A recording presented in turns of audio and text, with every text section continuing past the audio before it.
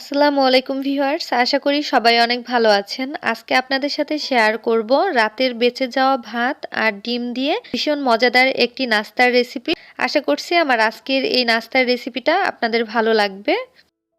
প্রথমেই একটা কড়াইতে আমি পরিমাণ মতো তেল দিয়ে দিচ্ছি, আর তেলটা একটু গরম হলে দিয়ে দিব পেঁয়াজ কুচি। আমি এখানে 2টা বড় সাইজের পেঁয়াজ কুচি করে কেটে নিয়েছি, আর দিয়ে দিচ্ছি কাঁচামরিচ কুচি।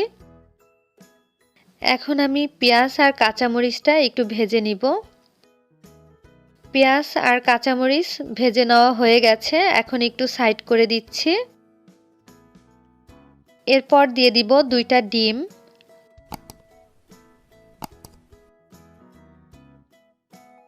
এখন দিয়ে দিচ্ছি পরিমাণ মতো লবণ।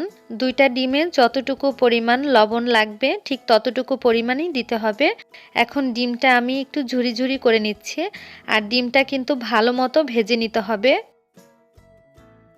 ডিমটা আমি ভালো মতো ভেজে নিচ্ছি, আর ডিমটা প্রায় ভাজা হয়ে গেছে। এখন আমি দিয়ে দিচ্ছি সামান্য একটু হলুদের গুঁড়া। হলুদের গুঁড়াটা কিন্তু কমই দিতে হবে, বেশি দিলে কিন্তু হলুদের একটা গন্ধ থেকে যাবে। এখন দিয়ে দিব রাতের বেঁচে যাওয়া ভাত, আর পরিমাণ মতো লবণ দিয়ে দিচ্ছি। এখন আমি ভাতটা ডিমের সাথে ভালো মতো মিশিয়ে ভেজে নিব।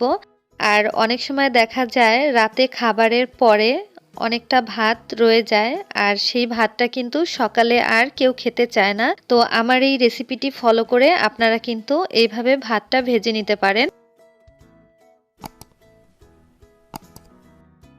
এখন দিয়ে দিচ্ছি ধনিয়া পাতা কুচি, আর চেষ্টা করবেন ধনিয়া পাতা কুচি দেওয়ার জন্য, কারণ ধনিয়া পাতা দিলে এই ভাত ভাজিটার টেস্টটা কিন্তু ভালো আসে।